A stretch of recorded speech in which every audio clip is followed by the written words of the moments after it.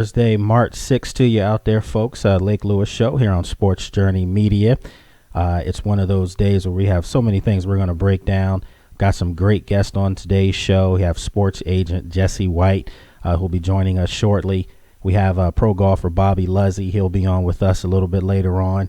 And then we also have a boxing analyst, Rich Quinones, a guy that I go way back with. He was doing some great things in Delaware on Fox Sports Radio there. And now he's one of the next up-and-coming great boxing analysts. And I think he's a guy that when he comes on, I'm going to pick his brain, find out his thoughts on Floyd Mayweather. I consider him the greatest boxer of all time. Some people, get upset with me for saying that. But I'm going to let a person that actually covers those guys give me his thoughts on that. So some great people coming on.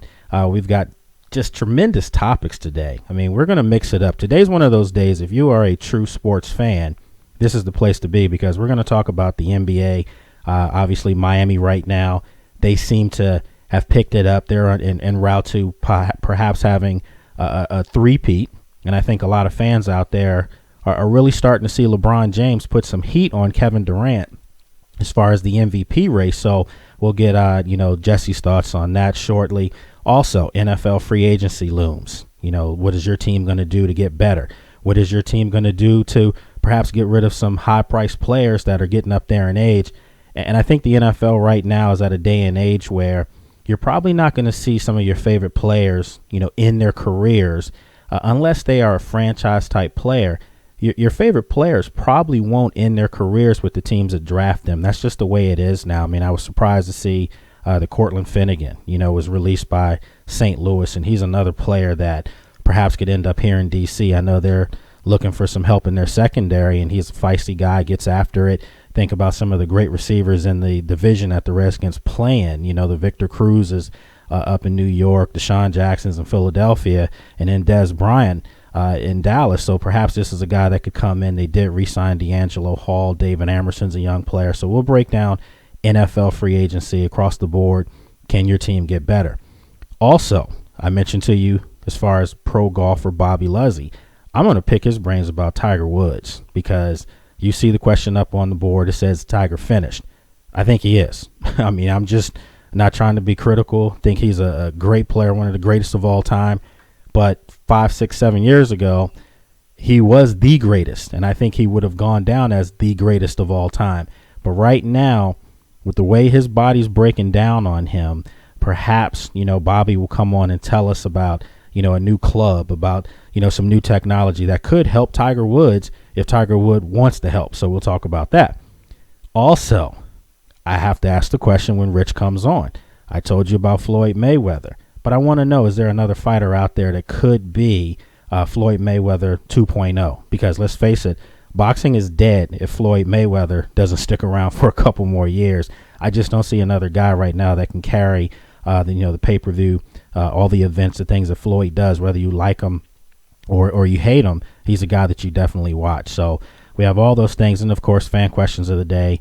Let me know your thoughts. If you have anything you want to chime in about, you can reach us on social media, on Facebook, on Twitter at Sports Journey. My personal Twitter is Lake Lewis. My personal Facebook's Lake Lewis Jr. So we've got a lot of stuff on today's program that we're going to break down. So we're going to take a quick break. And when we come back, we're going to have in my agent, Sports Journey's agent, sports agent Jesse White. When we come back, hang tight.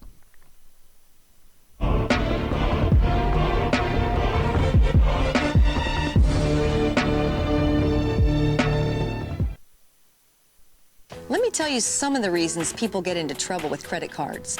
A job loss or salary cut, an unexpected expense, a divorce, a business loss, or even helping a family member or friend in need. At Consolidated Credit, we understand that debt problems are not about overspending. It's about emergencies and unexpected situations. Consolidated Credit has helped over 5 million people, just like you. The options for getting out of debt have never been better. We can reduce your interest rates, cut your monthly payments, and help you get out of debt fast. The time to call Consolidated Credit is now. There are a lot of ways to get into trouble with debt. There's only one trusted way to get out: Consolidated Credit. When debt is the problem, We are the solution. Call Consolidated Credit now. Call toll-free 1-800-426-6016. That's 1-800-426-6016. Call now. Medical emergencies. This is Life Alert. Are you okay? I've fallen and I can't get up. I'm calling for help right now. Sharon, we received a smoke signal coming from your kitchen. Get out now. We're calling the fire department. Home invasion. Emergencies away from home. I'm trying to get to my car, but it's still a ways away. I'm right here and we'll stay on the line with you and we can contact the police if necessary. And you can have this protection away from home for just $19.95 per month.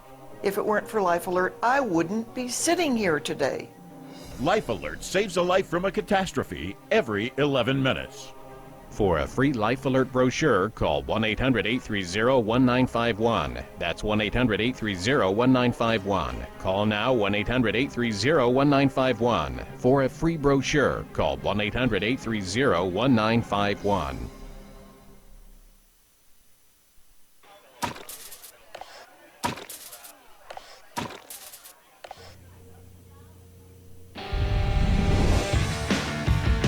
Welcome to Hooters. Right this way.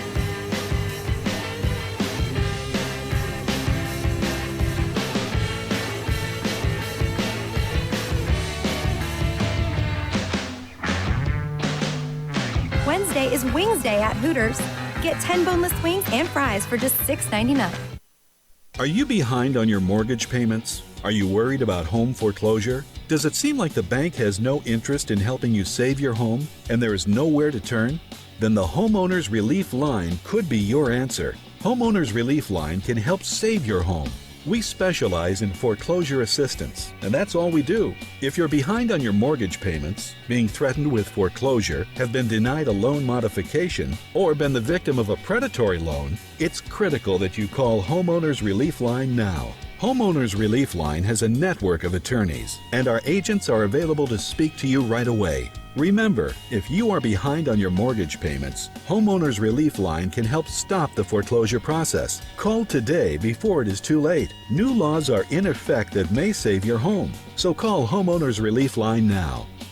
Call 800-749-8070. That's 800-749-8070. NCAA women's basketball. All day, every day, our game. Filling it up, knocking them down, and bringing it home. It's basketball at its purest.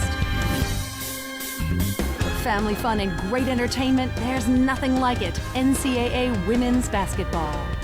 All day, every day, our game.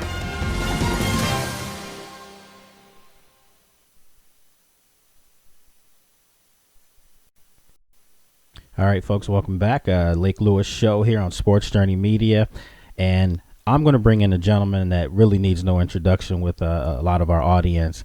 He's a guy that came on during the football season and, tried to dare, take me on as far as getting correct predictions as far as the NFL. And we did a weekly segment where we gave you our top 5 NFL games. And we didn't finish, what we started.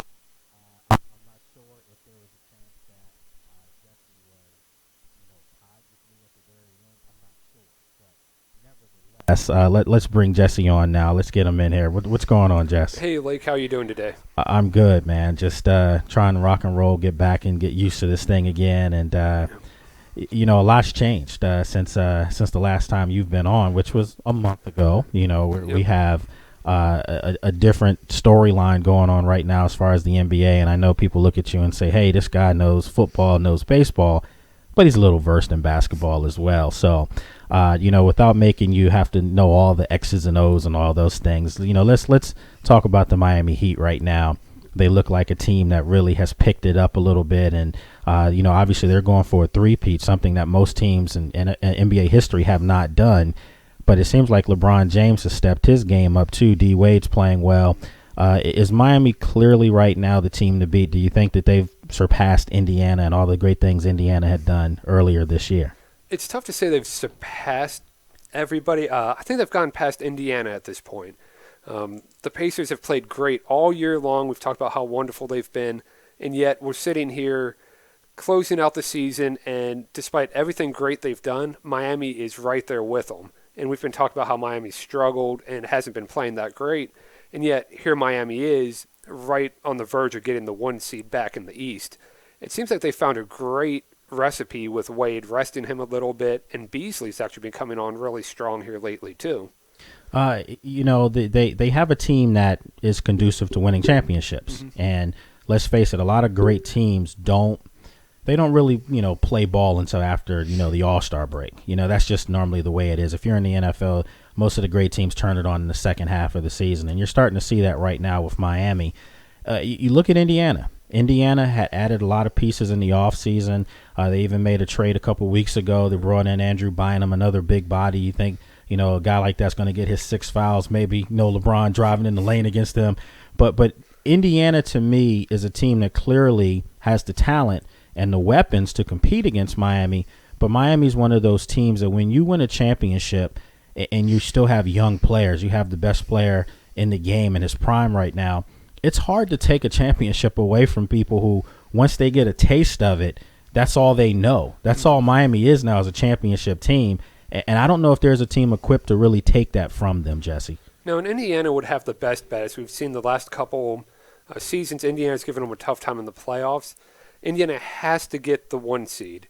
If they don't manage to get the 1 seed, they're in a lot of trouble, and they've really slipped up losing these last 2 games. They've put themselves in a tough spot. I don't see them winning a series unless they can have that Game 7 in Indiana. Yeah, there's other teams in the East. Obviously, the Washington Wizards, a team right here. I just wrote an article, which you can see on sportsjourney.com, which was talking about the Wizards as a team that's young, and they play Miami tough every time they play them. Naturally, in a playoff setting, no, they would not beat Miami. They'd be lucky if they could get 1 on them. But you see some of these other young teams. Do you think there's another team outside of Indiana, in the East at least, that's capable of playing with Miami? No, not a chance. Safe bet. It's just, you look at the standings, and I was looking at it the other day, and I think it was, I forget who it was I was looking at. 9th place in the West would be, I think, in 4th or 5th in the East. The East is weak. It just plain and simple. You have Indiana and you have Miami, and that's it. Yeah, I mean, Chicago's wounded. They're still playing well. I think Tom Thibodeau should be given a lot of credit for, keeping that team afloat and keeping them in high playoff contention. If the season were to end tonight and the playoffs would start, I think Chicago would be a 3rd seed or a 4th seed. So considering that Derrick Rose, was out after, I think, like the 5th game of the season, they trade Luol Deng. You're talking about 80% of your offense. You have to give that team credit, but no way are they going to compete against Miami or Indiana for that matter. If you go over to the West, San Antonio jumps out to me. But there are other teams that are there. Obviously Oklahoma City now that Russell Westbrook is back. Portland Trail Blazers, a team that here on the East Coast, a lot of fans haven't really had the pleasure of seeing them play, but they're a very good basketball team. And then, of course, Chris Paul coming back from injury with the Clippers, they're starting to round out into shape. So I think there's like a 5-game differential between those 4 teams. So any one of those teams could end up being the number 1 seed in the West. The question I have for you is, who comes out of the West and who's capable of beating Miami? Well, one game, if they were to play in a normal playoff series, I think all of those teams would have a chance to beat Miami. That being said, it's kind of going to be a gauntlet. These teams from the Western semifinals, Western finals, into the finals, they'll be so worn down. It'll be tough to beat either Miami or Indiana, whoever comes out of the East. That being said, I want to pick San Antonio out of the West. The way Popovich coaches that team and keeps the legs fresh and keeps that team healthy, I think come playoff time makes a huge difference. I think Oklahoma City's going to have an issue. It almost seems like they play better when it's just Kevin Durant out there. And I don't know what it is, but it seems like the team's just a completely different dynamic. And I think that, when Westbrook gets healthy and comes back in, that's actually going to hurt the Thunder, I think, in terms of chemistry. And I think that's enough that San Antonio is just so chemistry found it. The team plays so well together. I think they're going to come out of the West. I'm going to pose that question to you because, Russell Westbrook has come back and he's himself. Let's make no mistake about it. He's one of the best, if not the best point guard in the league. Definitely the most explosive point guard in the game. The question, though, is you're right. Kevin Durant was doing some ridiculous things earlier in the year when Westbrook was out because he didn't have to share the basketball. He clearly became the primary scorer and almost the only scorer. And he seemed like he relished that role a lot better. I'm not putting words in his mouth. I'm not saying that there's a rift between the two of those guys, but it's a question that has come up over the years. Is there too much of a, less of an alpha dog? And sometimes you have to have that. We saw that change in LeBron James 3 years ago where he really became that great player where it was just, I'm not going to be the nice guy on the court anymore. I'm just going to take it to you all night. It's that's what you're supposed to do. Kevin Durant, though, to me seems like when Russell Westbrook is on the floor, naturally Westbrook has the ball in his hands first. Mm-hmm. You're going to have guys that are going to have to defer, and you don't want Kevin Durant to have to defer. And I do think that could be a problem. So this is my question. Could you ever foresee Oklahoma City trading Russell Westbrook? Maybe you get, a couple first rounders. You can get yourself, another big man, or you can get, a point guard, albeit a point guard that pass first as opposed to score first. Mm-hmm. Could you ever foresee that happening? I do. I absolutely do. And I think that depending on how this season goes, if they fall off, don't make the finals, I think that you're looking at a situation that the front office will really look into that. Because if you could get 2-3 pieces to that team that complement Kevin Durant, he's never going anywhere. Yeah. No, he's in Oklahoma City for the duration of his career as long as they keep him happy. I think that if they build a team around him rather than keeping Westbrook around, he'll actually do a lot better. I think that team will be more successful. Yeah, I agree with you. I think that that's a possibility. And don't get me wrong. I'm a former point guard. Never was I explosive like this guy. But when you see him, you just realize that he's almost a victim of his own abilities. Mm-hmm. He's so dominant as far as, just being able to get to the basket. He's a great shooter, and he has the whole package. I just don't know if it's a good idea to have those two guys together. You already saw them move James Harden. Perhaps another guy may be moved out of there. So MVP race, obviously comes down to LeBron James, comes down to Kevin Durant. Yep. That's it. Anyone else that wants to get in it is just basically bringing those guys a cup of coffee. Kevin Durant was the guy for a while. Kevin Durant was the guy, in my opinion, he won it by All-Star break.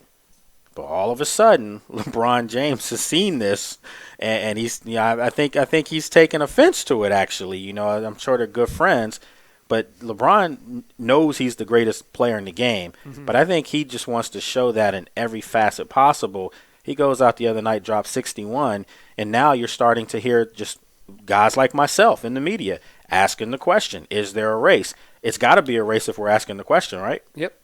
And I think it is a race, and truthfully, I think that's one LeBron will wind up winning. And the reason I say that is because of the man we were just talking about, Russell Westbrook. I think that he's going to take enough attention and scoring away from Kevin Durant that's actually going to leave LeBron to catch up in scoring. He won't catch him on season average, but down the stretch, he'll score just as well, and LeBron brings rebounding and assists to the table. Folks, right now talking with sports agent Jesse White here on Lake Lewis Show, Sports Journey Media. You notice a lot of changes on the site right now. We appreciate any comments, anything that we can make it better and more interactive with our fans. We always are looking to make upgrades, any way we can keep you involved. So later on in today's show, I will have my fan questions for you out there. Let me know your thoughts. If you have any comments about the LeBron James, Kevin Durant MVP race, if any thoughts about can anyone beat Miami, let me know your thoughts on that. A little bit later on, as I mentioned, pro golfer Bobby Luzzi will be joining us here on the set. And then also, a little bit later on, we're going to have boxing analyst Rich Q. Quinones joining us.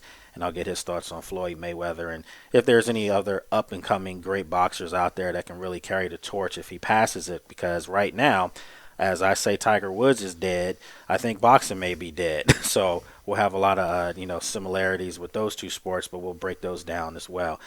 Jesse, if you look ahead, we have NFL free agency coming up. And that's a big time of the year for, the NFL now is year round. I was just at the Combines in Indy a week and a half ago, and, you realize just how big it is now. NFL Network did a great job up there. They had the whole place stamped. And, but before we break the free agency down, I do want to tell you, Lucas Oil Stadium it's sparkling. I mean, it is unbelievable. You know how I feel about indoor stadiums. I hate them. But you know what? If that could be a stadium like that here in D.C., I think I may sign up for that. I'm sure you probably are rolling over now hearing this from me, the conservative traditionalist. But I'm telling you, that stadium was incredible. Yeah, I haven't had the privilege of being inside. I was going around the outside. I was in Indianapolis a few months ago, and it looked beautiful from the outside. You could see in the window and see the banners they had hanging. It looked nice from outside, so I can only imagine being inside. Yeah, it was a little library type, atmosphere though. I mean, the scouts in there, coaches in there, us in the media. So it was quiet, but, I got a chance to see some of these great young players. And, when people talk about that wide receiving class of this year, it's unbelievable. Kelvin Benjamin looked like, he should be playing in the NBA, the sport we just talked about. I mean, that's how big this guy is. Wouldn't it be nice? I know you're a big Florida State fan. Wouldn't it be nice to see him in burgundy and gold? But I don't think that's going to happen because I don't think he's going to fall out of the first round. No, So I don't see that happening. Exactly. So with that said, NFL free agency, Redskins don't have a first round draft pick this year. They're one of those teams that have cap space. Obviously they've been hit with a 2-year penalty that they're coming off now. So the league almost did them a favor 2 years later.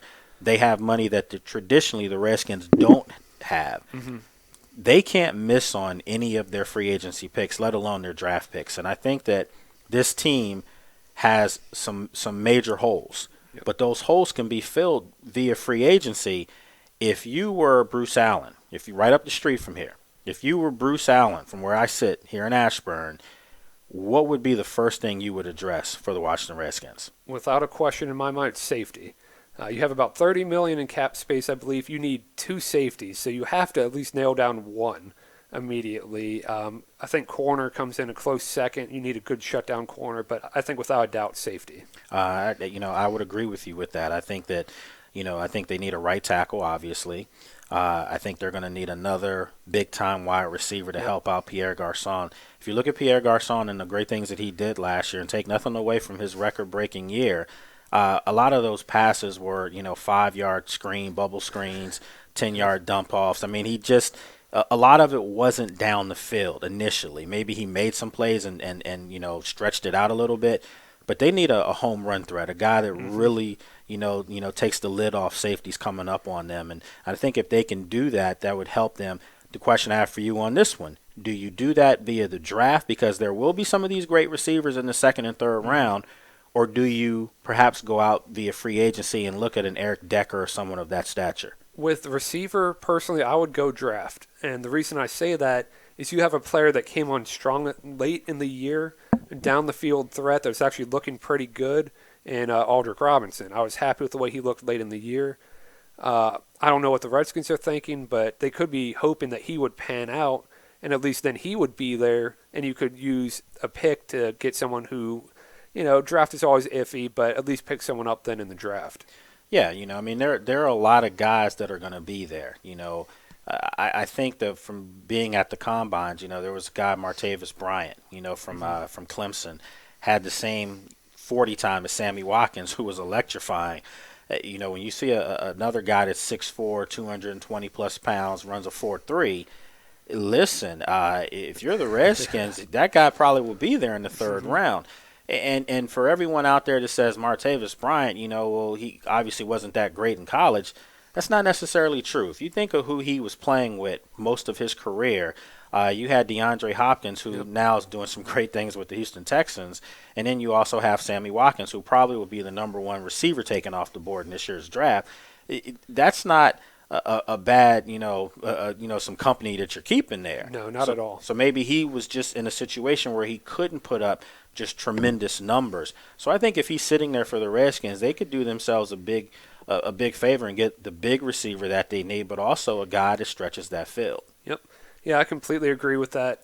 I just think draft is the best way to go with that because a lot of receivers that will be hitting free agency, they're starting to get a little bit up there as far as it goes with receivers, and there's no telling when that speed goes, it's gone, and there's no telling with some of these receivers if it'll be there. Now, there are other players that are out there. Obviously, Jarius Byrd is a guy in Buffalo that, it's a little contentious right now. They're saying that they're not going to franchise him. They franchised him last year. He didn't really care for that. He's saying that he's open to signing a contract with Buffalo. You have to believe that he wants out of Buffalo. Yeah. Let's be obvious about that. I mean, I think that he's looking to test the waters to see what his value is. If you can get a safety like that and you have to pay maybe $7-8 million, that's another chunk of your money. If you have 30, I think they made some moves recently, releasing Adam Carricker and Sav Rocca, their punter, freeing up $4 million. So they're roughly at about $23 million left after the Brian Orakpo, situation. So would you fork over that kind of money to cut into $23 million? I would strongly consider it. If you could get him for that price, safety has been atrocious for Washington the last little bit. If you could cover half that field back there, change up your underneath schemes, it would help your defense tremendously. I'd consider it. Now, there are other teams that are out there that have a lot of money, and some of them are teams that were in the playoffs. So, if you look at Denver, if you look at Seattle, for instance, some of those teams have money. If you're the Super Bowl champion Seattle Seahawks, what do you need? I mean, is it just depth at this point? They could use some work on offense, in my opinion. They have a great running back, Marshawn Lynch. Percy Harvin being back will definitely help a lot. Their offense at times, though, looked sluggish, so they need to find something to spark that offense. Harvin very well may be that guy. He's electrifying by himself. So he could be that guy, but I'd be looking at offense and then get just a little bit of depth on defense because you never know when an injury will hit. And if it does, you could just be out of luck.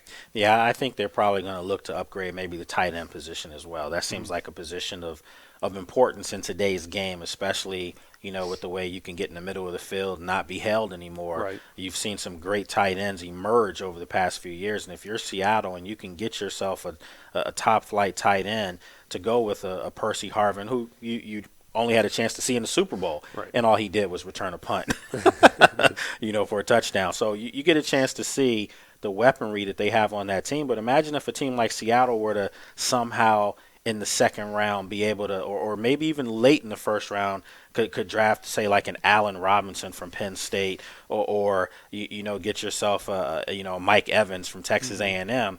Imagine how vaunted that offense could be then.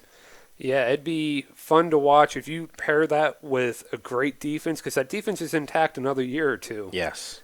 If you can get an offense to go with that, that's a scary team. Yeah, I do think that Browner, will be the one guy that's going to more than likely leave via free agency, and I think he has a 4-game suspension coming up. Yes, he does. Off of suspensions that he already had this year. So, yeah, I think that they're probably time to part ways with him. Is that a guy, even though he's going to miss 4 games, is that a guy that if you were a GM for a team that you would consider giving a long-term contract to, knowing that he's another suspension away from missing a full year or possibly even being banned for a while? I would, but the way I would work it, it would be virtually, I'd pitch him an idea with virtually no guaranteed money, all incentive-based. If he gets in trouble, gets himself suspended, doesn't perform on the field, you didn't lose out much, but if he does perform, does get things turned around, you're looking at a great shutdown player that's going to change your defense. You know what you sound like right now? What's that? You sound like an attorney. Always talking contracts and trying to set stuff up. So, look, man, good stuff. We do have to move on in the program. Have pro golfer Bobby Luzzi scheduled to join us. We'll take a quick break, and when we come back, we'll switch gears here. We'll talk about Tiger Woods, talk some golf. We'll talk a little bit of baseball on top of that. This guy's got a product that we're going to have you see here on our Sports Journey cams that I think is going to revolutionize some things, and we'll talk with him when we come back. So hang tight, folks. You're watching The Lake Lewis Show.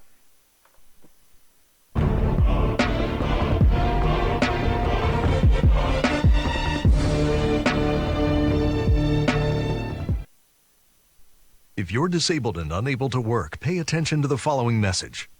If you're one of the millions of Americans who are disabled and unable to work, you may be entitled to disability benefits through Social Security. Receiving benefits is your right if you suffer from a physical or mental disability. Whether you're applying for the first time or you've already been denied, we can help. You'll be matched up with an advocate who will evaluate your situation, handle your application, deal with Social Security for you, and handle all appeals. Best of all, there's no fee until you receive your benefits. To get started, call the number on your screen now. And keep in mind, there are a vast number of conditions that make you eligible for disability benefits and dozens of additions that you may not be aware of. So if you're disabled and unable to work, call the Citizens Disability Helpline today for a free, no-obligation consultation. Call 1-800-735-0219. Call now. Imagine with a simple push of a button, you could be on your way to getting firm, sculpted abs and a sexy waistline with the Contour Core Sculpting System. It's the breakthrough technology that requires no machines, no getting on the floor, no stress, and no strain. Contour. The Contour is the real deal. The secret is Contour's exclusive auto-active muscle toning technology, the digital breakthrough that automatically targets all your abdominal muscles, including your upper abs, lower abs, obliques, and even that stubborn lower belly. Thermographic testing proves Contour activates your entire core. The Contour Core Sculpting System comes with a one-size-fits-all Contour Core Belt, electronic controller with custom digital settings, batteries, and a 1-year warranty, plus an instructional guide and sensible eating plan. And it's all yours to try for 30 days for just $14.95. There's never been an easier, more effective way to get great-looking abs. So call and order right now. Health insurance update. This just in for all uninsured Americans with or without pre-existing conditions. The recent health care bill will not take effect until at least 2014, leaving families and individuals lacking health insurance with no immediate solution to their concerns. Meanwhile, medical problems continue to be the #1 cause of bankruptcies. Here's the good news. A health insurance hotline has been established to provide affordable health insurance for all uninsured Americans, and yes, uninsured Americans with pre-existing conditions.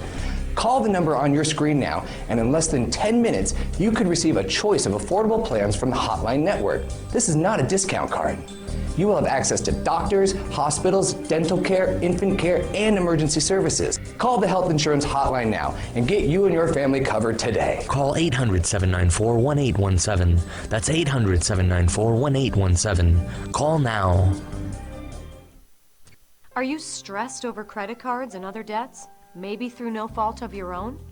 Imagine how it would feel to have that weight lifted right off your shoulders.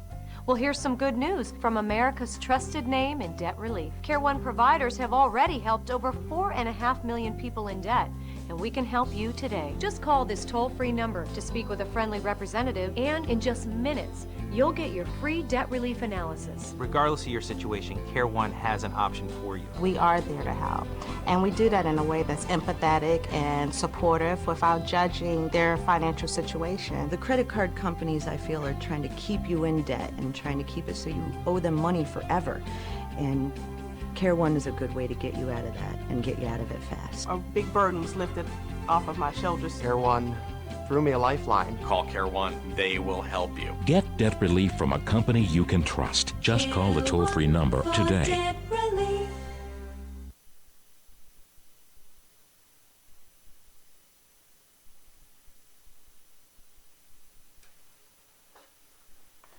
All right, everyone. Welcome back. Sports Journey Media, the Lake Lewis Show, the new Lake Lewis Show. You used to know it as Sports Journey with Lake Lewis, but it's a network now, so it's the Lake Lewis Show.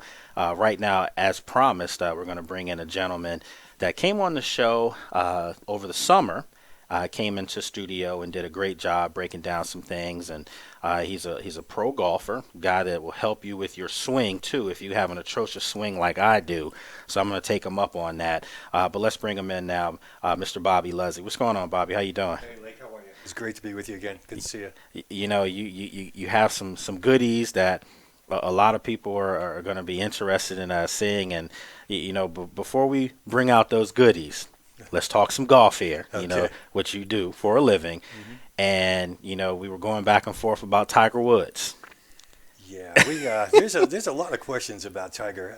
You know, and what I'm seeing from the fans is it's a 50-50 split. Some are still very much behind him, recognizing his incredible talent, and some are just kind of giving up on him.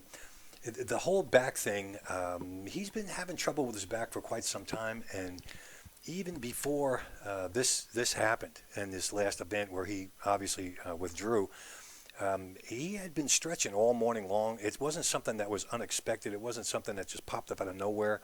Of course, I heard some negativity about how, well, he wasn't playing well, so that's why he withdrew and that kind of thing. I got to tell you, from firsthand knowledge, there's no quit in Tiger. And he, a lot of people are saying he'll never be what he was. But, are any of us? And you have to look at, any athlete at the prime of his life. Things are going to change. Your body's going to change, no matter what sport you're in. And Tiger's going through some of those changes. He's a lot more muscular than he used to be. He's very, very strong, athletic guy. Does a lot of workout.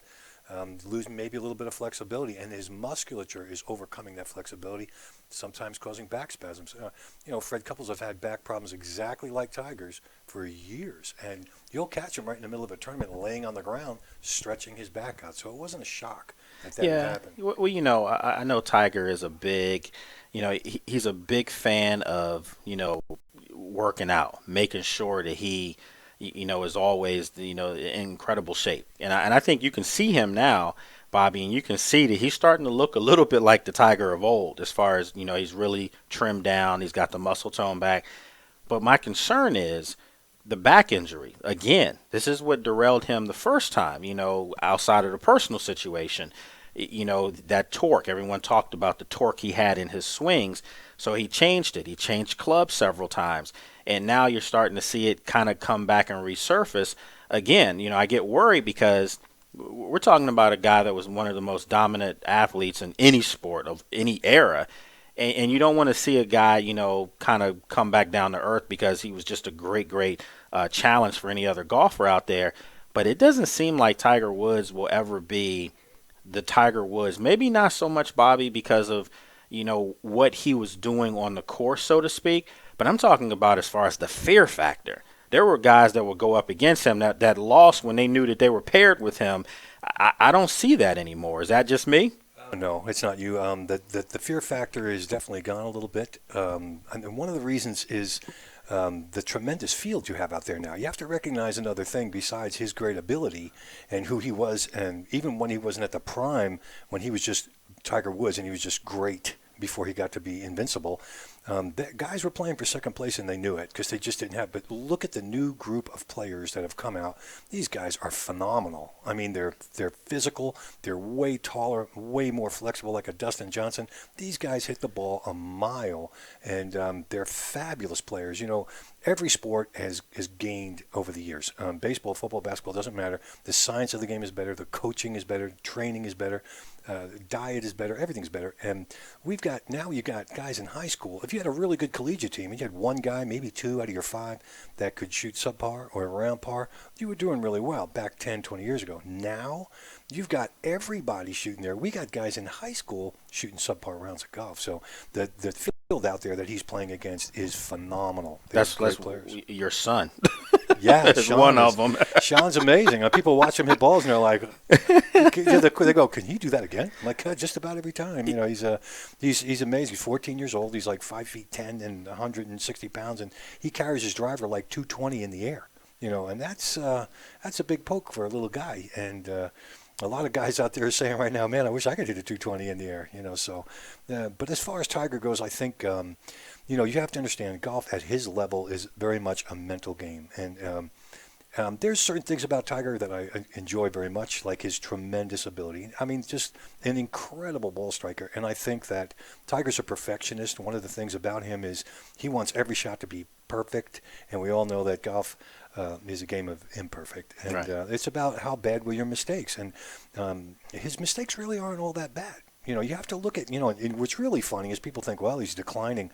He won 5 times last year on the PGA Tour.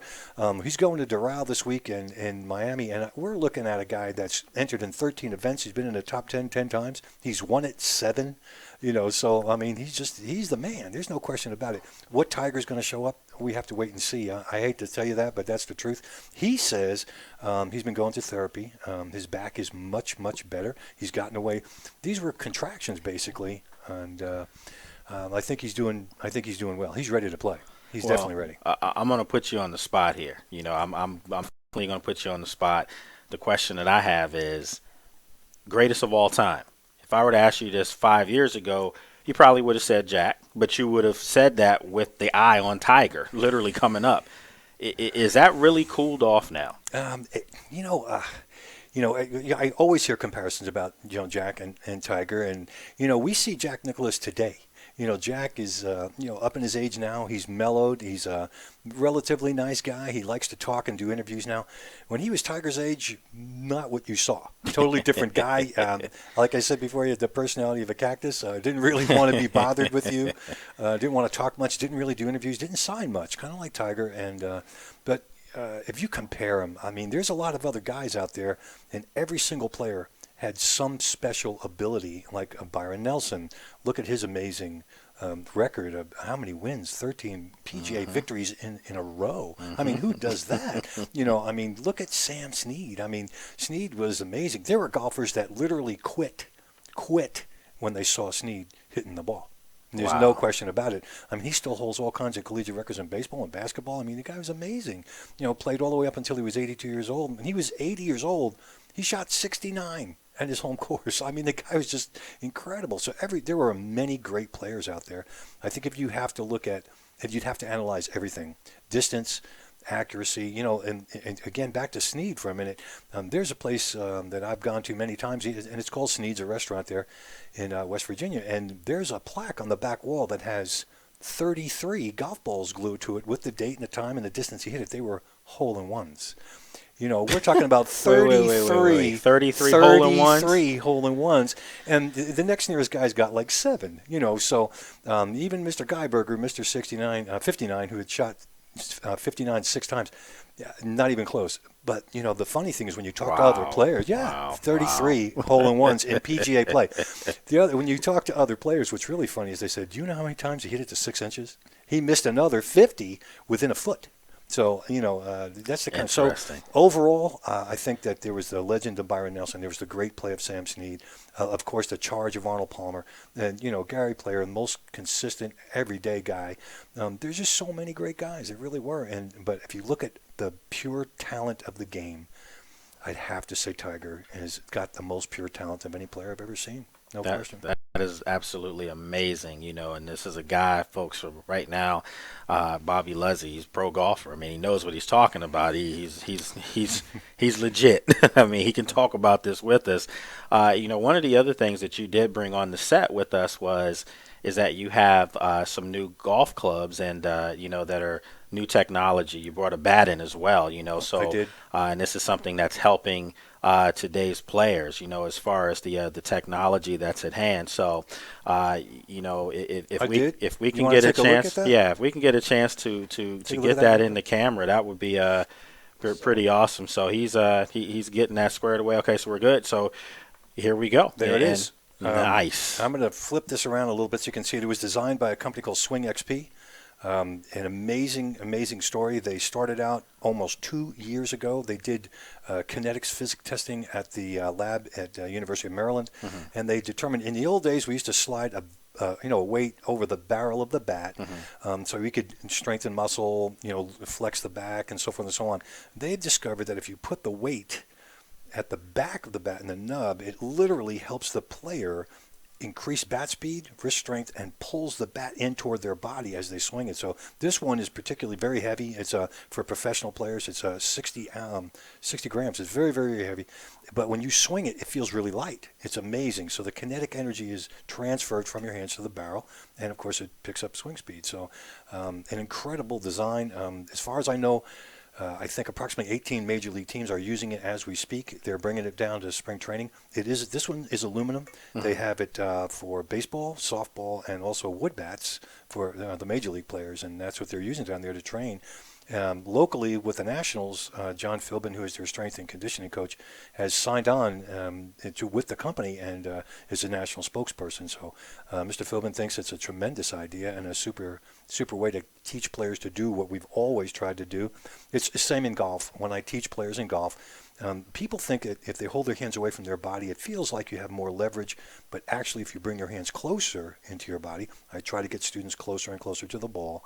If you swing your hands closer and more vertical, you actually pick up far more club head speed, and it's better. So we are in the process right now. I'm working with their fulfillment engineer, and we're in the process of developing a golf product very similar to this baseball bat that I'm holding, and we're working on a prototype right now. So I'm very excited about that, and I think that we should have one ready for viewing and ready for use here in a short period of time. I mean, if you think about, all the technology that has come up, and you gave Tiger Woods, a lot of credit as far as his natural game.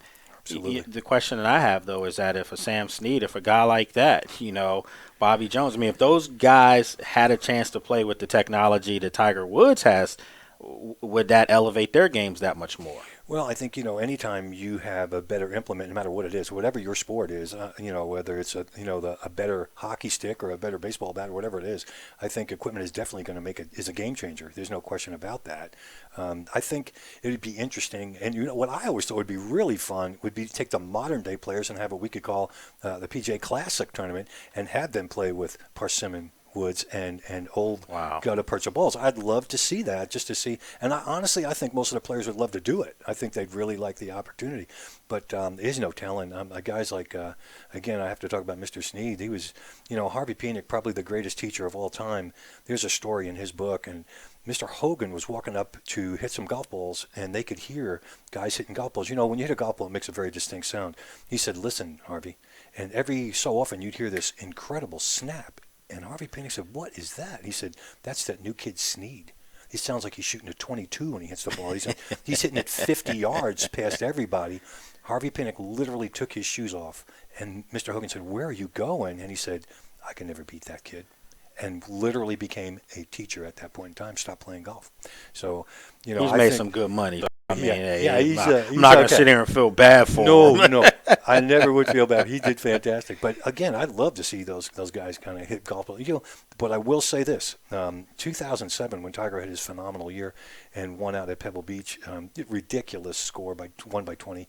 He used an old, I don't know if you've ever seen it. If I had one, I'd show it to you. It's an old Cobra driver with the little 320 head, and it was really a foam-filled steel mix. It was no big deal, and the shaft was just nothing like what it was today. So I think a great golfer is a great golfer. And I can tell you, and I am nowhere near that level of golfer. I mean, I can hit the ball very well, and I've won some events, and I'm very proud of what I can do. But I take other people's golf clubs, and they say, "Boy, this thing just..." And I always try to explain to them that, a good craftsman never blames his tools. And I take their club, and I hit the ball with it, and they go, "Well, I guess it's not the club." So it's one of the things I always do to let them know, listen, you're making a couple of mistakes. Let's fix that, and don't worry about the club. It's fine. But you're right. I'd love to see some of the old-timers hit this new stuff. It's amazing. Folks, right now, Bobby Luzzi joins me here on the Lake Lewis Show, here on Sports Journey Media. I want to give you some information so you can check out Bobby and some of the great things that he does. You can go to swingkings.com. And Swing Kings with a Z at the end.com. You can check them out, see some great things there. You can check him out over in Williamsburg, Virginia, where he's doing some good stuff there. And when you originally came on, you were at Stony Brook, but you're no longer there anymore. What course can the fans check you out at now? Well, Kings Mill, I live down in Kings Mill in Williamsburg, and Swing Kings is a fabulous place. It's a facility that just opened up a little over a year ago, and it's a training facility for golfers as well as softball and baseball players. We host a tremendous amount of athletes up there at all different levels, high school and level and junior levels. The Venom system of baseball that is, nationwide. We train those guys up there. They all come out, and it's fantastic. We have cages, of course. We're in the process of building an indoor facility with a full-size diamond in it, which is going to be fantastic. We have heated bays. We have lit bays and enclosed. So if it's raining or whatever, we can still practice and work out there and hit golf balls. So it's a fantastic place. They have great food, great people, a lot of energy there. I'm really glad to be there, and I'm looking forward to doing good things there. It's in Williamsburg, right off Richmond Road, the main road. So we have a lot of traffic, and it's fantastic. I'm really happy to be there. One of the things that I do have to point out to people out there is if you see the synergy between golf and baseball with Bobby, that's because this guy played baseball at one point as well. And I did want to get you on and before we go here, wrap this up shortly. I know we talked about the Yankees in the past and things like that. Derek Jeter, comes out and says that this is his last year. Should he have done that so soon? I understand it's the great Derek Jeter, one of my top 4 Yankees of all time. But you do understand everywhere he goes now is a farewell tour. Should he have waited to do that? I think not. I think I'm glad that he did what he did, and I'll tell you why. I think really that the fans deserve to have the opportunity to recognize him for his ability and his talents and who he was to the game, what he was for the Yankees.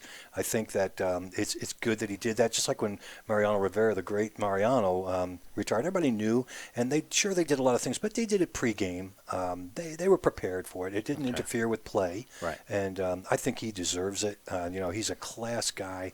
Obviously, his ability and talent has taken him through the roof. And as far as shortstops, they're probably, between him and Mr. Rimkin, you kind of look at those two guys as this is the way you play shortstop, and he's fabulous. And I encourage people to recognize how great he was, and I hope he can stay injury-free and play most of the season. And I have to give credit to Joe Girardi, what he did with the Yankees last year. I mean, you had good grief. I mean, you got your entire infield was injured. Bouncing around pitching, bouncing around outfielders. I mean, to me, that's a great manager. That there are great managers that held together. There's a different challenge when you have great players. Everybody's great. You have to make them, bond and keep them together and keep them thinking as a team, not individualistically. But I think that Girardi did a fabulous job with the Yankees, and I'm glad he's back. Yeah, I think he clearly has stepped out the shadow of Joe Torre. Everyone used to always say Joe Torre did this, Joe Torre did that. It's a different era now for the Yankees, and let's face it, you're losing in a 2-year span the lifeline of your organization as far as Rivera, as far as Jeter, no doubt. 2 of maybe the top 4 Yankees of all time if you really look at the numbers. Girardi understands that. They have gone out and made a lot of free agent acquisitions this offseason. I'm not sure where that's going to translate in a year, so soon, because I do think Boston will be that much better this year. I do think the Orioles are a team under Buck Showalter that's looking to make that next step and be a consistent playoff team. Definitely. So the Yankees have their work cut out for them, and we never talk about Toronto, but they're not a bad baseball team all. I mean, either. it's a tough division. If you're going to play baseball and you play in the American League East, you got some great teams. I mean, that's where it all happens, to be honest. And the Tigers again this year, tremendous. And and if we flip it over a little bit to the Nationals, tremendous team. I mean, what a great pitching staff they have now.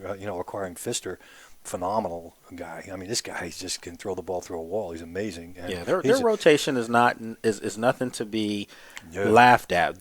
My problem with the Nats has been, and I always say this carefully because growing up in this market, there were no Nats, so we were Orioles fans. Sure. So naturally, you remember the Davey Johnson teams. Absolutely. But I did feel like Davey, over the past few years, was so laxed, so laid back, that I think that this team took on his personality, and at times they lacked that fight. They lacked the little bit of venom that I needed to see. And I think that Matt Williams will give them that, to say the least. Matt, I think so. And what I'm really glad about is Matt Williams had a keen enough baseball eye to recognize Randy Knorr and leave him there on the bench and recognize, Steve McCatty. Cat's a great pitching coach, and I know him personally. He's a great guy. He's just fun to be around, but he really loves the game. And a lot of people forget that he won the Cy Young. You know, this guy knows how to play baseball, and he teaches the pitchers, and he can handle guys like Strasburg and, you know, all the guys you can name, Stammen and all the guys. So I think they look really good. I think when they shore up their choices at second base, I like Anthony Rendon a lot. I think I do too. I think he's got great hands, a great eye, and he's got a feel for the game. And he's a learner. He's a guy that comes out there early. I remember I probably went to 30 or 40 at least Nationals games last year, and him and Desmond are out there hours and hours before there's 10 people in the stadium, and they're out there feeling ground balls and flipping the ball back and forth to each other. And that tells me something. I mean, he cares about the game. He wants to play his best. I like him a lot, and I think between him and Espinosa, I'd like to see him end up there, to be honest. And yeah, I would too. I like Danny Espinosa, but I think that I do too. I think that he's a guy that they're going to have to probably work into different, you know, give guys nights off, or maybe you move him to third, maybe you put him at, you know, at second. You know, you're going to have to maneuver him around that infield a little bit to give some guys some rest. Yeah, I agree, and I think that Desmond works very well with Rendon. Yes, and they really click, and I like that. I mean, you got to be strong up the middle, you know that, and you got to take that double play ball whenever you can get it. I mean, that's a pitcher's best friend, and we all know. And so I think I'm looking at a really good team this year. I definitely think they're going to be contenders. Yeah, Atlanta's a good team too, though. That's the problem. Absolutely, no question about it. They are. That's going to be a heavyweight slugfest, and let's face it, the Nats should have learned last year, as terrible of a first half of the season that they had last year. They came back and were semi in it down to the end. Absolutely. So if they just play average baseball in the first half of this year, they're going to be there. You know, if you look at it, I mean, look at the last 45 games of the season. They were awesome. Yeah. I mean, they were fantastic. Yeah. You know, they're starting to become like the Yankees. Yankees just kind of, they're sleepy and lackadaisical in the first half, and then after the All-Star break, they become the Yankees. Exactly. And, so that's what the Nationals are starting to look like. But hopefully, like you said, they'll come out early, and everything looks like it's going good down at spring training. Got a couple of good friends down there. Chris Mahalik is down there now. He has moved up to the Double-A team. And Brian Dahlbach, of course, a great hitter from the Red Sox, and you know, he's managing the team. So they're together. The Senators out there, and they're coming into Richmond. So I'll definitely be with those guys. Play some golf in the morning and watch some baseball in the evening. And what a life! Yeah, well, somebody has to do this. Like, just somebody. What a life! I volunteered. Florida. Making me miss my days in Florida. Well, look, folks. Bobby Luzzi, again, you know, every time he comes on, I could do this all day with this guy, because I love talking with people that know history, because you learn something. So hopefully you learn something from this program. And remember, you can check him out at swingkings.com. It's swingkings with a Z at the end.com. And we'll have Bobby on many more times now. And again, you know, you don't get a chance to talk to too many people that can break down several sports. You know, this guy came in and gave you some history in golf, and then also gave you some history in baseball, and gave you a quick analyst work as far as the Nats, as far as the O's, as far as the Yankees. So we'll have to get him on real soon. But Bobby, my friend, I appreciate you coming on. My pleasure. I really enjoyed being here, Wade. Good to see you again. All right, folks. So we'll take a quick break, and when we come back, we're going to switch gears yet again. I'm going to bring boxing analyst Rich Q. Quinones. He'll talk to me about Floyd Mayweather, talk to me about some up-and-coming boxers. Lots of stuff going on today's program. Hang tight.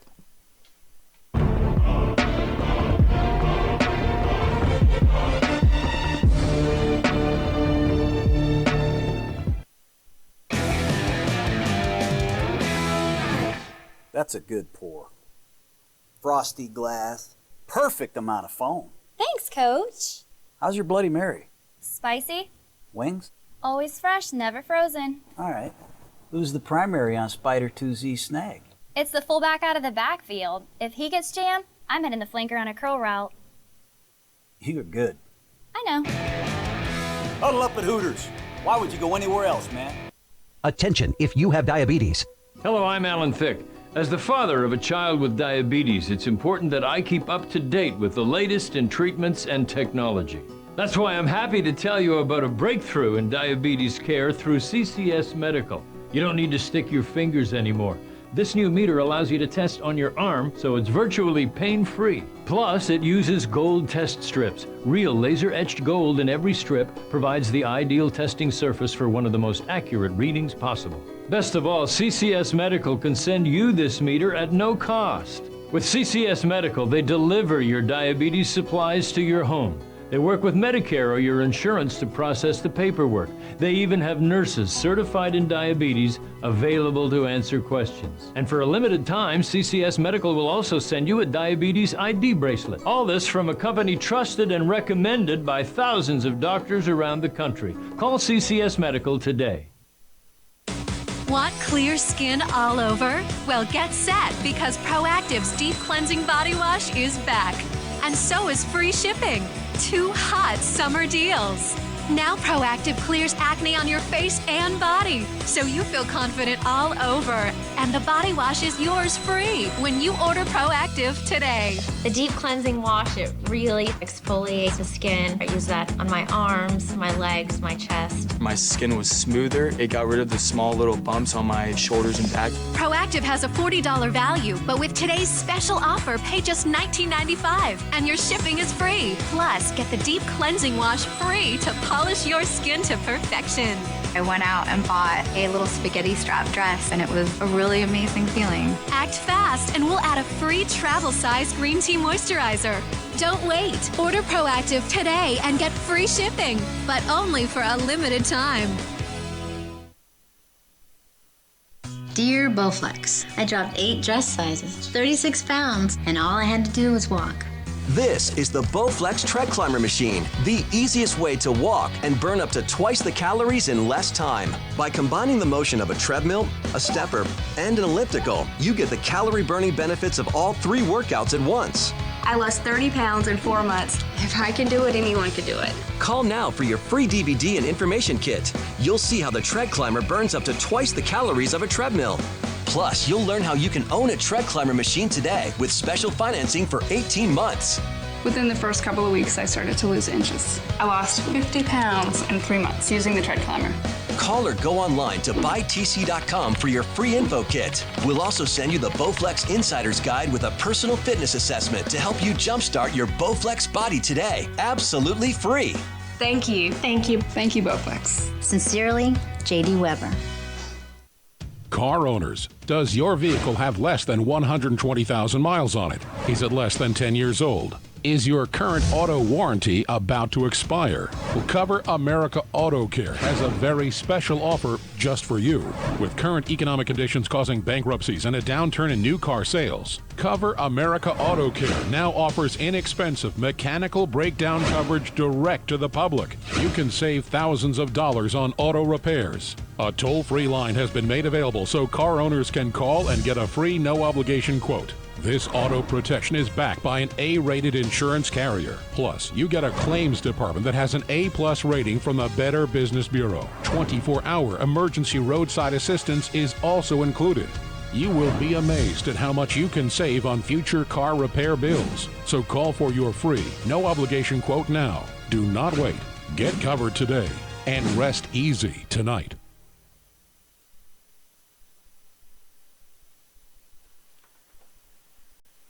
All right, folks, welcome back. And now, as promised, I told you we're going to switch gears here. We're going to bring in a gentleman that needs no introduction with me. We go way back, and I'm happy, man, because this is a guy that used to come on my show. You did some great things with ESPN. He was on Fox and, you know, rival companies, rival stations, but people still thought that when we got together, we did a great job. Hopefully you feel that way over the next 15, 20 minutes. Let's bring him on. Good friend of mine, Rich Q Quinones. What's going on, Q? Lake, always a pleasure, my friend, and you know I always love jumping on Sports Journey with you. It's like the Hatfield and McCoys. Man, it's been a long time, you know, it really has. And, you know, first and foremost, I want to tell you I'm proud of you because, you know, this is a tough business, and a lot of people who aspire to get into the media, they don't understand the things that we have to go through, Rich. They don't understand that it's a grind. You know, you get no sleep. We're not trying to make it sound like it's a bad gig because we've benefited from it at the same time. But just to see another guy really plugging away and being rewarded is always encouraging. I appreciate that, and I'm humbled by that. And I always loved when you used to come on the show. We used to do the cross show, the simul broadcast with your station and my station. And I got to be honest, to see what you've been able to do over the last couple of years is really awesome, man. I mean, it really is a tribute to your tenacity and hard work, and just keep grinding, man. Just keep it going. Well, you're covering the right sport, man, where you have to have tenacity, you have to keep grinding, and just to see some of the great fights. I went to your blog and I'm like, this guy's covering some up and comers that are expecting some great things. I said this over the years that boxing. I'm not a big MMA fan. I'll be the first to say that. But I do feel like boxing right now it's teetering on the edge here because Floyd Mayweather is being as great as he is. Is there another guy that can carry the mantle that Floyd has, to really keep boxing afloat right now? I think it's a great question. There's never going to be another Floyd Mayweather. There's never going to be another Money Mayweather out there. But if you look at what 2013, when the experts said boxing is dead, pay-per-view, it rivaled MMA and the UFC. And some of the best pay-per-view sporting events happened to be boxing, and they were boxing. And it's no different in 2014. I mean, just to give you an example, this weekend alone, on a couple of the other networks, I mean, you've got some young kids fighting Friday night fights. On Showtime, Canelo Alvarez is fighting Alfredo Angulo. On that same card, Carlos Molina is fighting Jermaine Charlo. Then you go down later on, and then all of a sudden, boom, March 15th, Danny Garcia is taking on Herrera, and that's for Garcia's belt. So every week, there's a great job by boxing. Now, I know a lot of the people will say out there, the one thing that I think hurts the sport at times, and I've talked to this about some guys who are really in the know and know the sport backwards and forwards, is that you want to keep these fans, kind of split, so to speak. So when Showtime has a great bout, a great card, it's tough if HBO has one the same night because it's wall to wall. Plus, you've got Fox now, you've got De La Hoya with the Fox Sports 1, you have NBC Sports Network. I have the opportunity to do a lot of the stuff for Comcast in different markets through Go Fight Live, so there's a competitor as well. You've got Telemundo. It's all over the place. So to go back to your original question, I think boxing in 2013 had an absolutely banner year. And you mentioned Floyd. I mean, it's real simple with Floyd. A lot of people believe that Floyd Mayweather has ducked a lot of people throughout the years. You look at a guy like Amir Khan, he's going to have to swallow his pride now. He's going to get a shot to face Mayweather on Mayweather's undercard later in the year if he beats Adrian Broner. So, Mayweather's sneaky and crafty, and he knows how to position himself, and he knows how to make the money. But the issue is people will pay. They'll spend a lot of money to watch guys like Alvarez, Garcia, Mayweather. A lot of people said the same thing about Adrian Broner. We're actually seeing, believe it or not, you're going to laugh, the heavyweights now are starting to take a little bit of form in the U.S., and we haven't seen that in years since the 70s and 80s. So I think in a whole, boxing is in a great place right now, and there are so many up-and-coming prospects. You got a bunch of kids, by the way, in your backyard in D.C., and Dusty Hernandez Harrison and Jerry Odom. So you've got young prospects all over the place. They just need a venue, they need an outlet, and they need to get on the right cards. It's interesting you say that. And folks, right now I'm talking with boxing analyst Rich Q. Quinones, a guy that had a radio broadcast that was big time, #1 show in the state of Delaware for a long time. He knows what he's talking about, folks. And just to hear the passion as far as his knowledge of boxing, it's something that it's hard for me as an everyday reporter or sportscaster to really break down boxing with a lot of people because they only mention the one guy. They mention the Floyd Mayweather or they know like the latest name, Canelo Alvarez before he lost, and then obviously now Danny Garcia out of Philly. So, but you're naming guys that I'm sure diehard boxing fans may know about, but the average fan doesn't. What does boxing have to do to reach that average fan that wants to come to the arena, to get a couple drinks and be in a social setting the way it used to be, when Tyson fought or when De La Hoya fought? What do they need to do to get that fan back?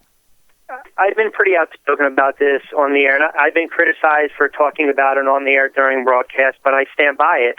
I believe if you have these promoters in certain regions, and now, granted, I'll do a lot of the bouts in Delaware, New Jersey, North Jersey, had the pleasure of doing Broadway boxing, 50 Cent SMS promotions in New York, so cover that area, and then, of course, Philadelphia and sometimes in D.C. When you have some of these promoters, they need to showcase backyard talent.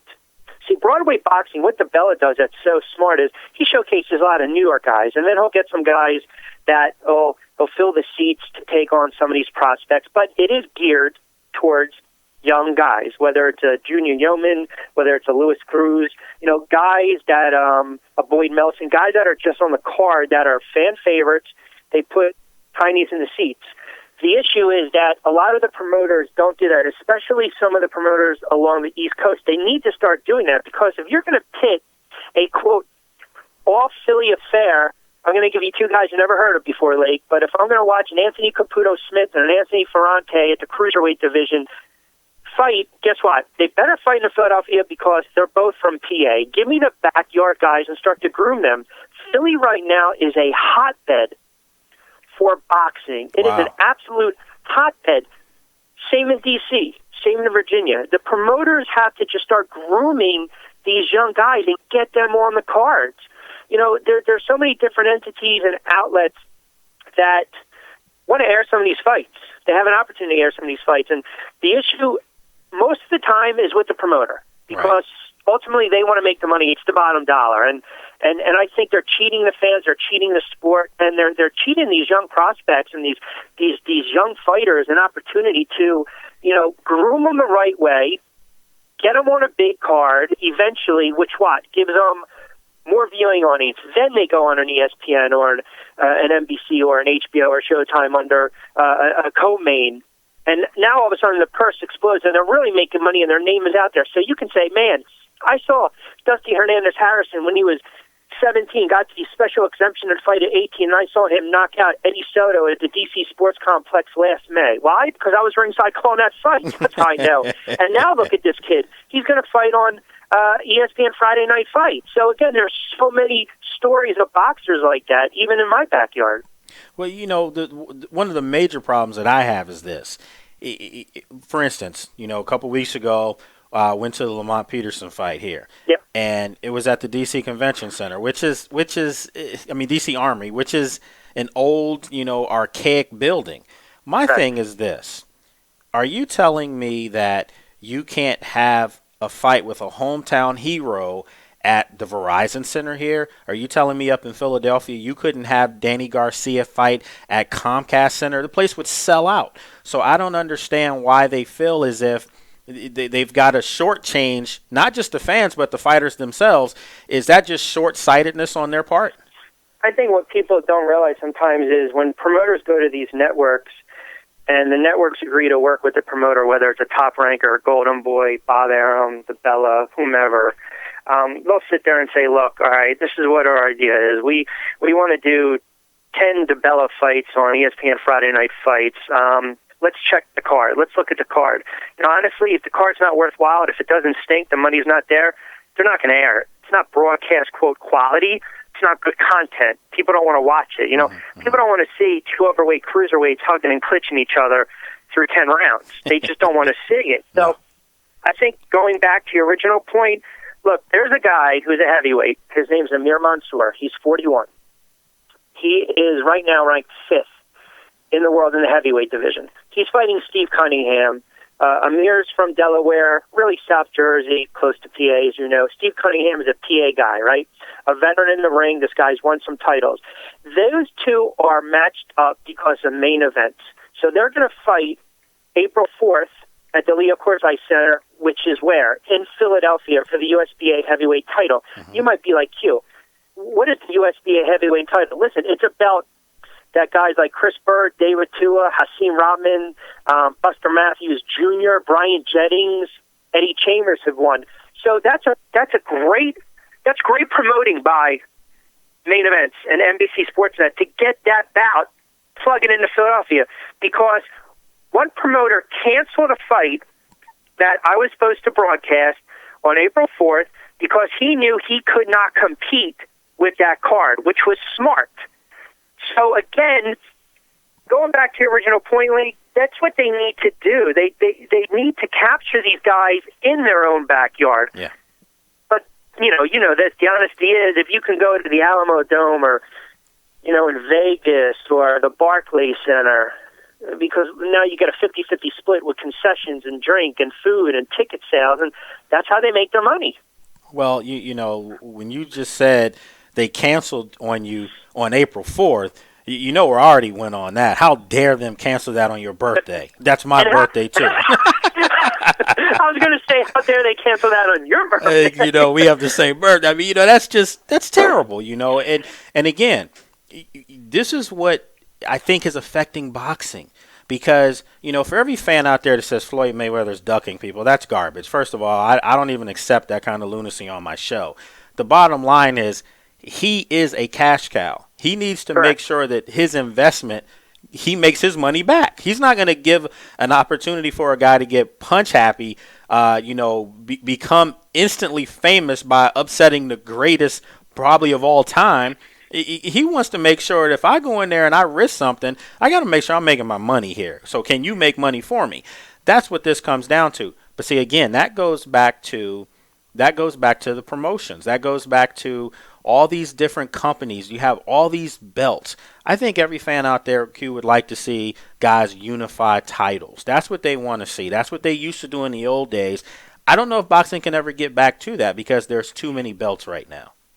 2 quick points on that, Lake. With the Mayweather, the beauty with Mayweather now when he's fighting Madania May 3rd, here's a guy who actually earned the fight. Yes, he did. Because of his win against Broner. Absolutely. To fight Mayweather, that's the one thing, and Mayweather just absolutely routed Alvarez in a one-sided, really non-competitive decision in September. So going back to your point, you're right. There are those that just believe he just has not, it's the old Pacquiao argument, which we don't even need to get into. The bottom line is, guy didn't want to take a drug test. He's 45-0. He's 45-0, and he's going to roller skate into the International Boxing Hall of Fame. That's a no-brainer. The second point that you were talking about, and I went on my Mayweather tangent, so just refresh my memory. I have a tendency to do that. Oh well, we're big Mayweather fans, and the belts. I'm sorry. Mm-hmm. Yeah, the one thing about the belts that, and look, I'm take me back to the old days, with the WBA and the WBC and the WBO and the IBF, and we'll throw in the IBO.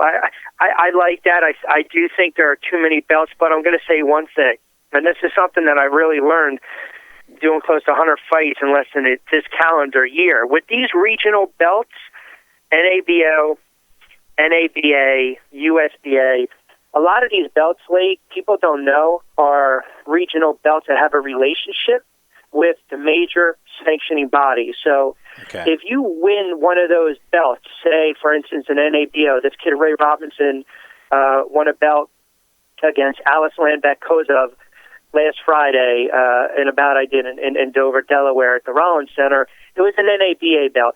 It automatically jetted him into the top 20 in the WBO in his respective weight class. So forget about extra jewelry on the side. Mm-hmm. Now you have a little more cachet, and it's going to give you an opportunity to defend the belt within 4 to 6 months.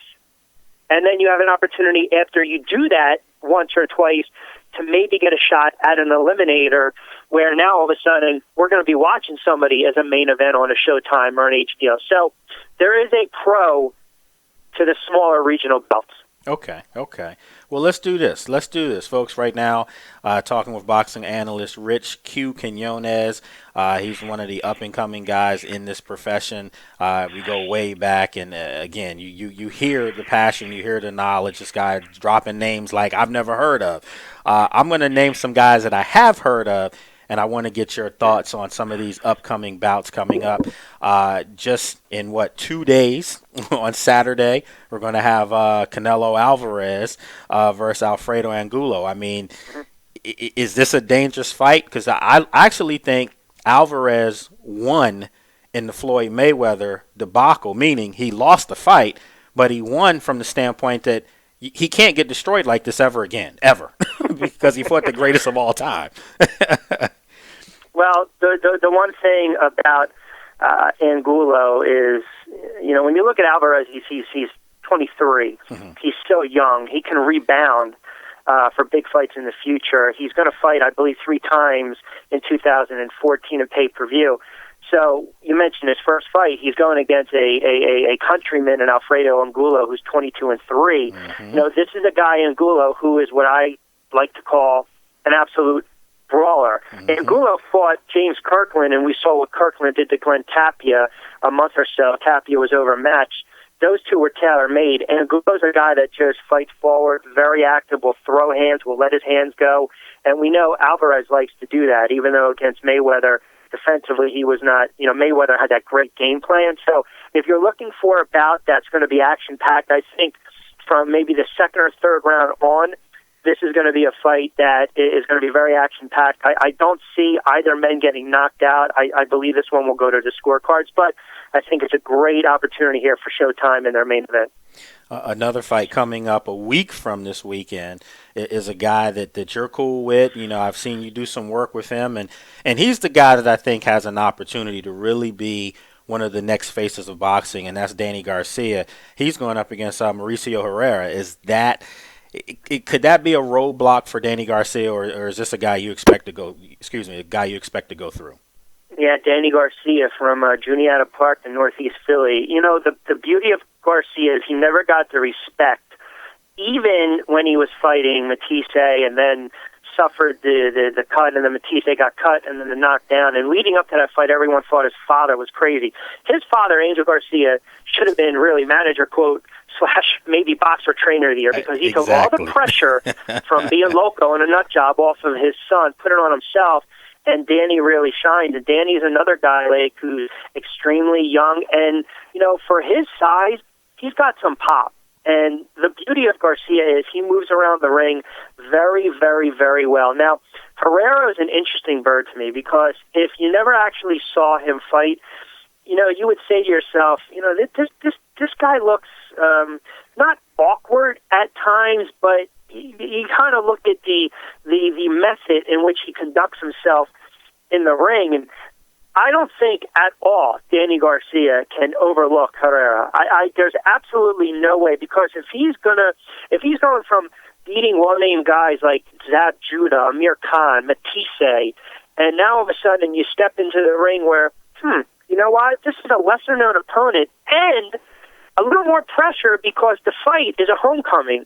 Yeah. It's going to be in Puerto Rico. That's where his parents and grandparents are from. So if there's a danger of a letdown, I don't see it. He's an overwhelming favorite. However, Richard Schaefer did a great job for Golden Boy selling this fight.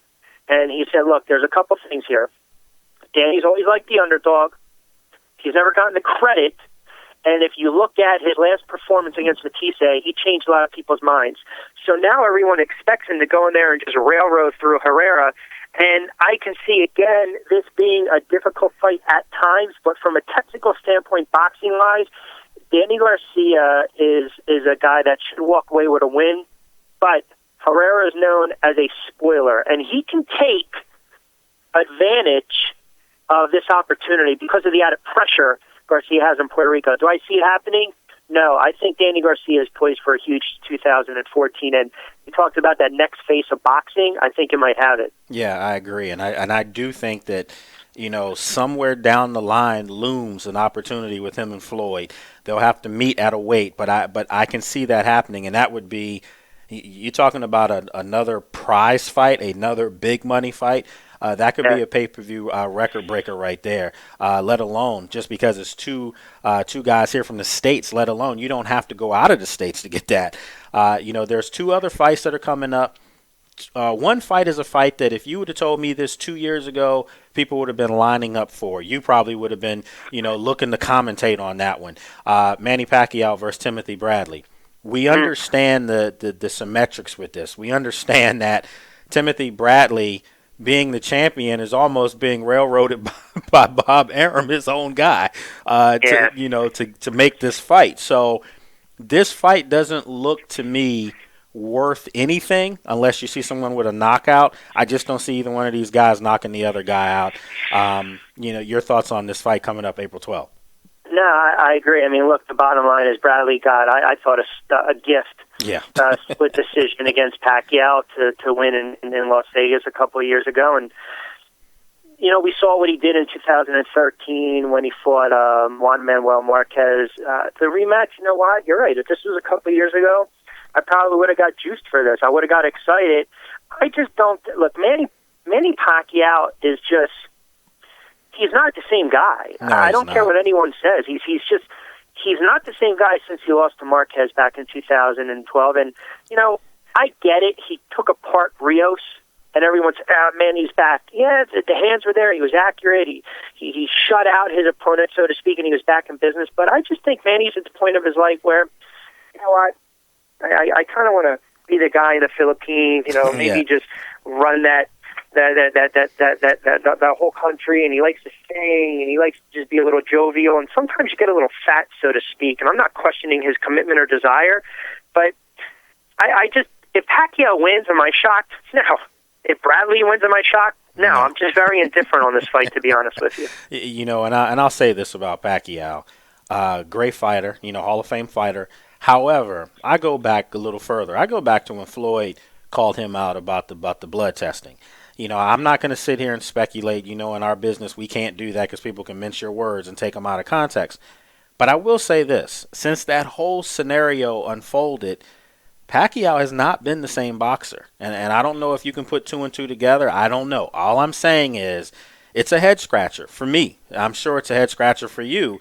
He just doesn't seem like the same guy. And it's unfortunate because it's one of those epic fights that we never will see. We never will. No, So. And if you remember, and not to date each other too much, I think there was 14 or 15 days prior to the bout that he was okay with potentially getting the blood drawn. And I talk to boxers about this all the time. They hate it because it zaps them. It absolutely zaps the strength. I mean, that's just the bottom line. And I also think there was a purse issue there, to be quite honest with you. But you're right. I mean, you're entitled to your opinion. You're certainly not saying anything outlandish or something where someone will listen and say, well, this guy has no business saying that. No, you can, where there's smoke, there's usually fire. And, you know, everyone always wonders if that fight would have been made, who would have won. And it's just bar talk now. Mayweather. Mayweather would have won that. Let me just let people know that there's not a human being alive, and I truly believe this, Q. The guy, you know, let's talk about this real quick. I mean, this is good, man. This is just like we on the couch right now. Since Floyd has gone back to his father, since he added him to the crew, you've seen the defense pick up. He's fighting at a level now that 3-4 years ago he wasn't fighting at. You can't hit the guy, period, now. I mean, you forget the raising of the shoulder and all. He's blocking your shots. You can't hit him. The angles he comes with, the footwork. And then on top of that, it seems like as he's gotten older, he's picked up a little bit more power on that. He's not going to knock anybody out because he wants to work for 10, 12 rounds to beat you up. I just don't see anybody. I do think Danny Garcia has the tools. I don't know if he has the mental fortitude at this young age to be able to seriously step in there and know all the tricks of the trade that you'll need to beat a Floyd Mayweather. I think that's the bottom line. I go back to Glenn Tapia, was 23 when he fought James Kirkland, who reunited with Ann Wolfe, and Kirkland just ate Tapia's lunch and then some. And Tapia, we don't even know if he's going to fight in the next 6 months, and that was several months ago. You know, so you have to be very careful here when you kind of throw meat in front of a little, you know, baby cub, because guess what? Mama lion comes out of nowhere, and Mama bear, she'll eat that meat first. I mean, I think you were kind of accurate and fair in your assessment. Mayweather, to me, you would think when a guy gets older, Lake, that he loses a little bit of hand speed. Now, when you're a heavyweight, if you have power, you always have power. Yeah. It just doesn't matter. Even when Tyson was just shot, he still had a penchant. He can knock somebody out with one punch. It's just the bottom line.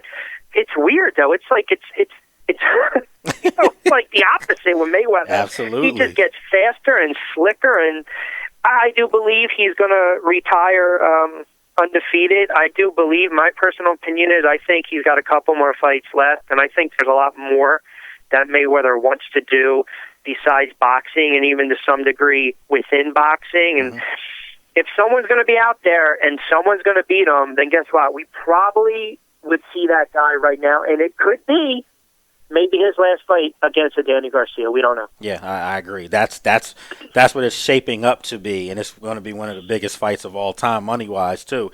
Yeah. Real quick before we wrap this up, folks, talking with Rich Q. Quinones right here, boxing analyst, doing a wonderful job on today's show.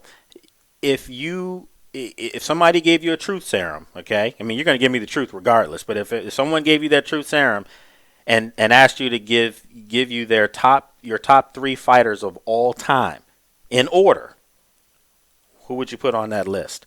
I know it's a quick question, but who would you put on that list? As much as I would love to say a guy like Marciano, I get killed all the old school Italian boxing fans because Marciano fought a lot of guys that were past their prime. So, very, very much so. I got Floyd, obviously.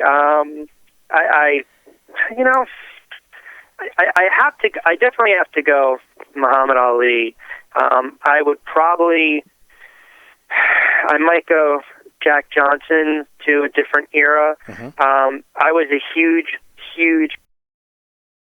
Sugar Ray Leonard fan. Honestly, you're totally putting me on the spot, and I don't even. You might have to give me a double dose of truth serum. I just don't know. There's too many, man. I mean, I was a huge Roberto Duran fan, even despite the no mas. Hey, man, I remember Alexis Arguello. I mean, Aaron Pryor, Pryor, the Hawk. So many guys that were out there. I mean, I was a Diego Corrales fan. And absolutely. That's really that's the beauty of the sport, because anytime you go and you watch a fight, I mean, no one realizes all the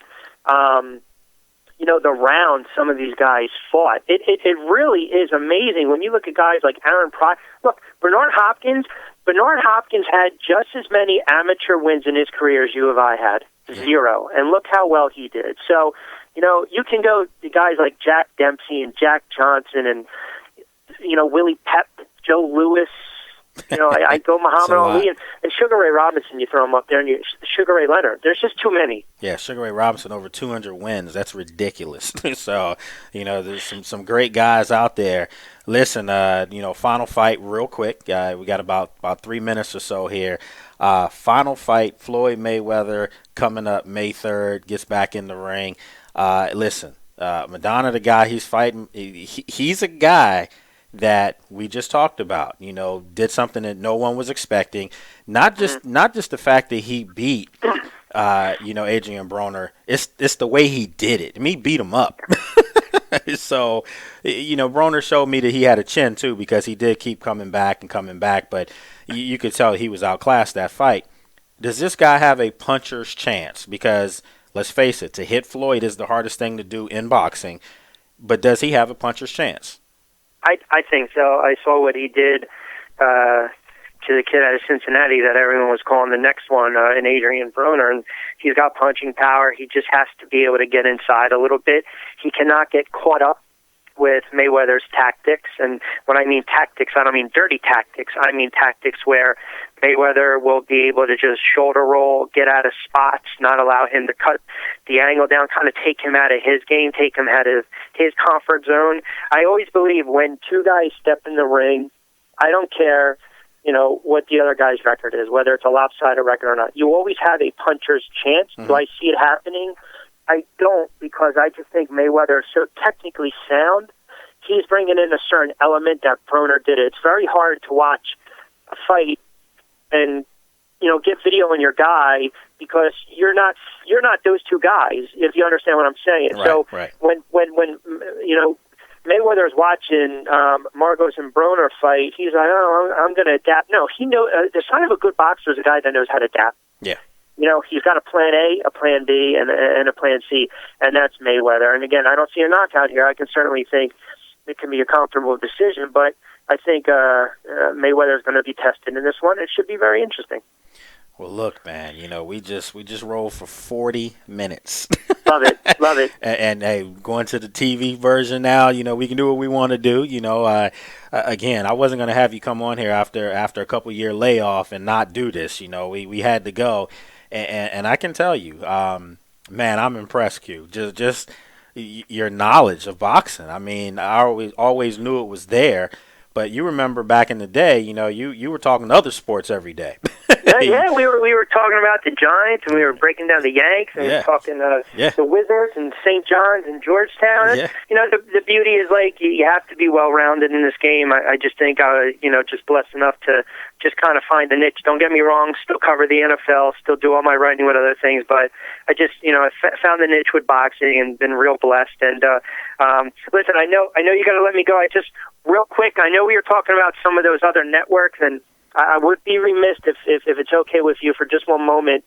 Great guys down south starting the TKO Network. Yep, TKO and Blake, Network. you would love this of all people.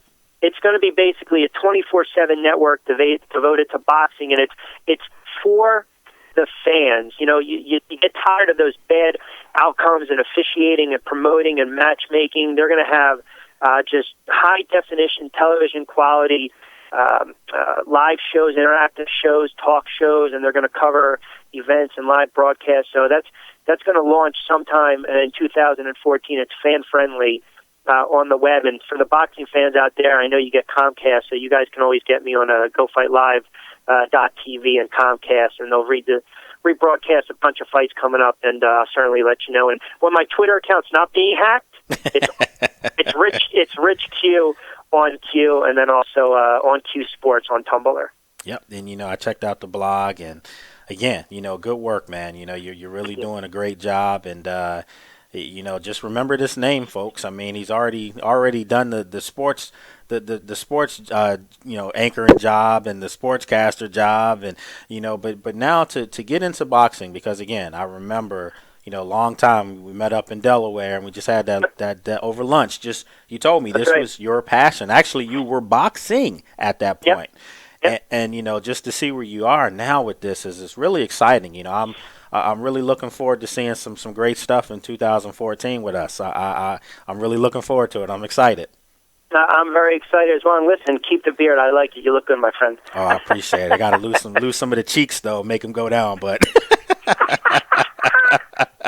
You're good. Don't worry about it. All right. Well, look, my friend, I appreciate it. And as always, it was great to have you on. We'll have you on real soon again, okay? Thanks, Blake. I appreciate it, pal. Be well. Thank you. Okay, take care.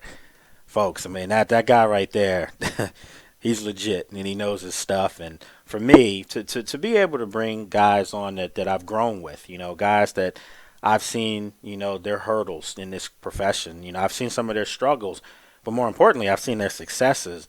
This is the kind of stuff that we try to do here, obviously. The fans that check us out, every day here. We want to make sure that you understand that there's some good folks out there that really are right there at the cusp of being super, super big time people. And amongst us in the business, we know of each other. But for you out there, it's important for you to see that there's guys out there that I'm telling you are hustling, that are grinding. Rich Q. Quinones is one of those guys. We had a great show. I mean, today, we're not running this till 6. We're just coming back in, taking this up until 5 o'clock.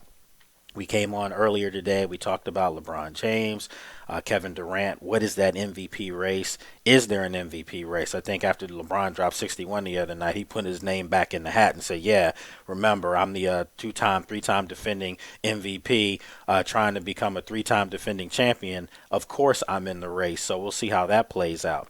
We talked about NFL free agency. That signing period is coming up. And then you have, contracts next week. So next week's going to be a big flurry in the NFL. Perhaps one of your favorite players goes to another team, or perhaps your team, keeps one of their players and keeps them from hitting the market. So we'll see how all that develops. I had Bobby Luzzi come on today, golf pro. Had him talk about Tiger Woods, talk about some new technology as well. My agent, Jesse White, came on, broke down NFL free agency as well. And then, of course, just now, Rich Q. Quinones came on. We talked boxing for 40 minutes. That's a first here on the show. Not that I wouldn't love to do it all the time, just didn't have the proper people to do it. I've had the likes of Al Bernstein on my show in the past. I've had Don King on. I've had Burt Sugar on. But it's good to see a young guy, a guy that, is making his way to be at their level. So, again, looking forward to some exciting things with him. We're going to take a quick break, and when we come back, final segment of today's show right here, The Lake Lewis Show. Hang tight.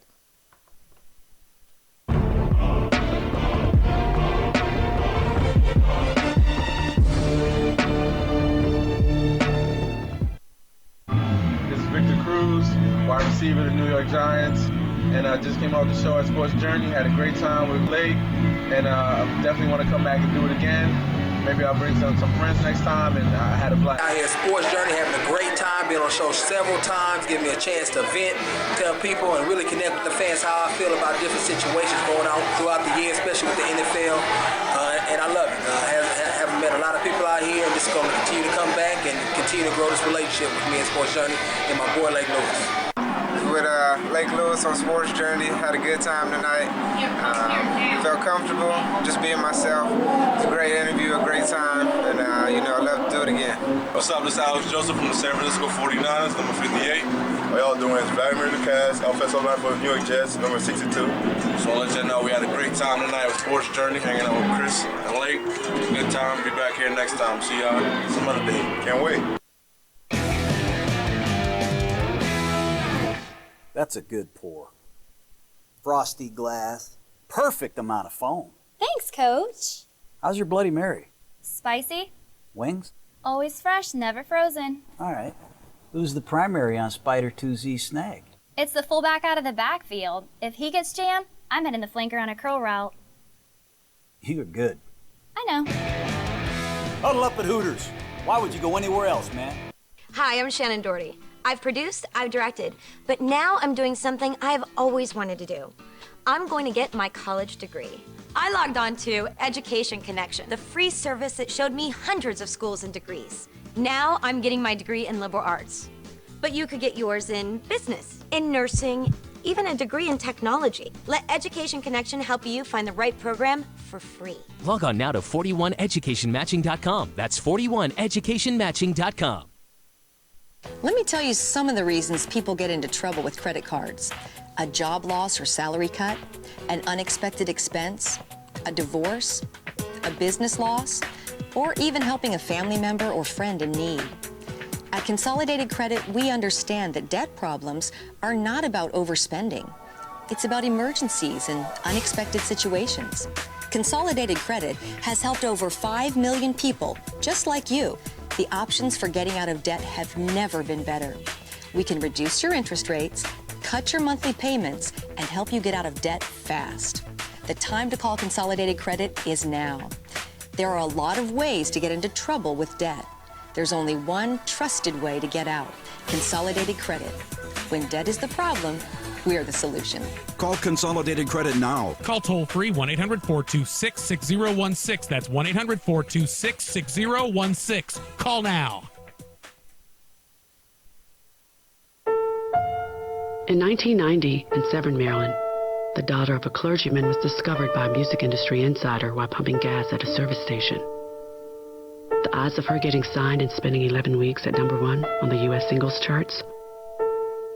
1 in 19 million.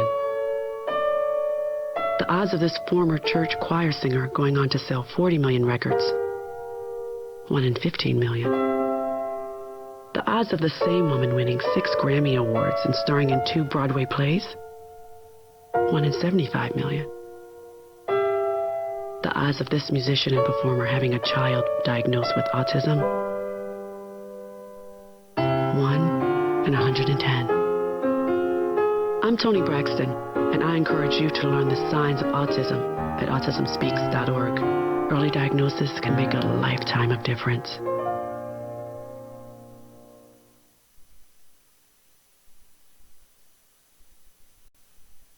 All right, folks, final segment here on today's program. Listen, I'm tired. I mean, we had a great show today. We're cutting it an hour short, so we had a 2-hour program today. And again, I'm impressed with the gentleman that came on, helped make this just a good first show to be back. Got some great guests coming up tomorrow on the program. We'll have Philip Daniels, former NFL player, Keon Dooling coming on. These guys that we've just recently been talking, and they're excited to get back on. So we've got a lot of stuff brewing here for you here on Sports Journey Media. Obviously, Jeff Little, guys out there in the left coast, as I call it, out in California, we're going to get him squared away. It's just a whole bunch of stuff that we're doing here. I never come on and speak about myself and things like that, but I do want to come on and say I appreciate the opportunity given me by The Pro Football Writers of America voted me in. So again, just so many things that we're trying to add in there. Diane Cheesebro's already part of it. I mean, again, Capricia Austin, new person with us, doing a great job covering Georgetown University basketball. She's doing some great stuff. She's a grad student at Georgetown, so a lot of good things there. Lou Musto writing up in New York. Mike and Evan, guys here to help me, my camera crew, so we've got a mixture of things going on. And for everybody out there checking us out and they're asking me, hey, when's your next remote broadcast? We've got a bevy of them coming up. And when I say that, we've got a couple different venues that we'll be announcing over the next week or two as far as those dates. So we're excited about that as well. So quickly, folks, I just want to give you a couple of things because the show was going so fast today. I didn't get a chance to plug some people who are helping this network grow as far as advertising, as far as sponsors, so many different things. Obviously, you go to the website, you'll see the web ads, with Fathead and Walmart and Best Buy, Foot Locker's on there, GameStop's on there. But as far as some of our local businesses, I always like to make sure I give them an opportunity to get some love. Obviously, my agent, Jesse White, by trade, an attorney at law. You can check him out, the Law Center of Manassas. If you want to give him a call, please do so, 703-910-6419. Also, Bobby Luzzi. Again, you can check him out at swingkings.com. It's Swing Kings with a Z at the end of kings.com. And you can help your golf game with him, Golf Pro, doing some great things down there in Williamsburg. And also, a gentleman that I didn't get a chance to plug earlier, will have his commercial and everything coming up. And listen, I'm not going to even go in here and read a spill. I'm just going to tell you facts on these next two gentlemen. First guy, Rod Johnson, RJ's Automotive, right here, Northern Virginia. The guy has, helped me tremendously as far as, sometimes when you get a nice thing, to drive around, the parts on it cost a nice thing. So, it's actually my wife's vehicle, and Rod and the good staff over there at RJ's Automotive, located in Sterling, not far from where I am in Ashburn, did a great job fixing our vehicle and servicing, that. So we have a great relationship there now. And again, they have a wonderful place over there. They get the job done.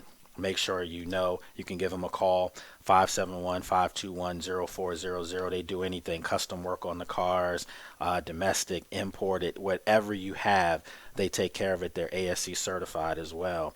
And then finally, before we wrap up here, good friend of mine, be on with me tomorrow, Mr. Philip Daniels, 16-year NFL veteran, has started his own company, Destroyer. That's right, folks. Demolition Sports Nutrition Destroyer, and this is the fruit punch flavor.